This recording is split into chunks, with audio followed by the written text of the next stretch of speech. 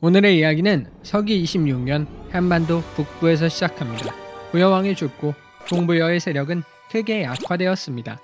고구려는 주변 작은 나라들을 공략하기 시작했는데요.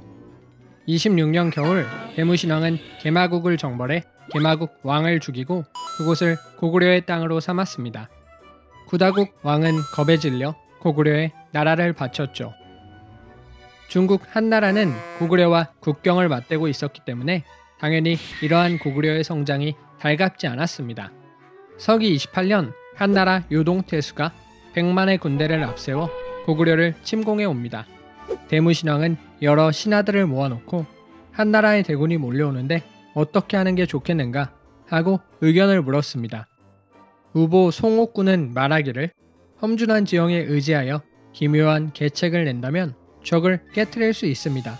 라고 했죠. 좌보 을두지는 병력수로는 한나라군을 이길 수가 없으니 성문을 굳게 닫고 적이 피로해지기를 기다렸다가 나가 싸우는 것이 좋겠습니다. 라고 했습니다.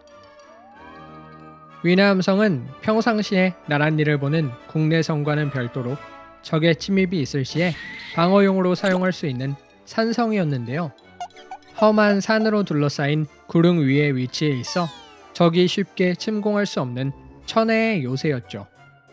한나라 군대는 위나암성에 접근할 방법이 없었으니 다만 고구려군이 성문을 열고 나오기를 기다리는 수밖에 없었습니다.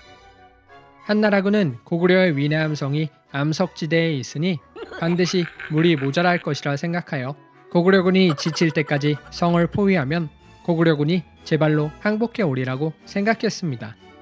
한나라군은 성을 겹겹이 포위했고 이렇게 한나라군에게 포위당한 채로 수십일이 흘렀습니다. 아무리 위나암성이 천혜의 요새라지만 고립된 채로 오랜 기간 버티기는 쉽지 않았습니다. 고구려군은 점점 지쳐갔고 군사들의 사기도 떨어졌는데요. 왕은 을두지를 불러 더 이상 수비할 수 없는 형세가 되었는데 어떻게 하면 좋겠는가 하고 물었습니다. 을두지는 말하기를 적들은 우리가 물이 부족하다고 생각해 우리가 곤란해지기를 기다리고 있습니다. 연못에 잉어를 잡아 술과 함께 보내보시죠. 라고 했습니다. 우리는 물이 많아서 물고기도 있을 정도이니 너희 생각대로는 되지 않는다. 라는 것을 보여주려는 것이었죠. 이에 대무신왕은 사신을 보내 한나라군에게 편지와 선물을 전달했는데요. 대무신왕의 편지에는 장군의 100만 군사가 우리 땅에서 비바람을 맞게 하였습니다. 이에 보잘것없는 물건이지만 장군의 부하들에게 보냅니다. 라고 쓰여 있었습니다. 선물을 열어보니 잉어와 수초 그리고 술이 들어있었죠. 한나라 장군은 이 선물들을 보고 나서 성 안에 물이 충분한 것 같다. 빠른 시간 내에는 성문이 열리지 않겠구나. 라고 판단했고 이로써 한나라군은 퇴각을 결정하였습니다. 한나라군이 수십일 만에 포위를 풀고 드디어 물러났습니다.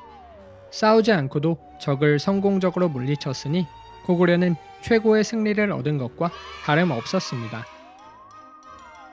그로부터 몇 년 뒤 이곳은 옥저입니다. 고구려 호동 왕자는 옥저를 여행하고 있었습니다. 호동은 얼굴이 매우 잘생겨 많은 이들이 흠모했고 왕으로부터 총애를 받았다고 전해지고 있어요.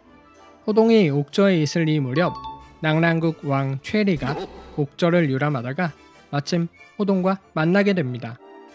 최리는 호동을 보자마자 얼굴을 보니 보통 사람이 아니구나. 고구려 대무신왕의 아들이 틀림없군 하고 호동을 데려가게 되는데요. 과연 호동에게는 어떤 일이 기다리고 있을까요? 다음 편에서 이어집니다.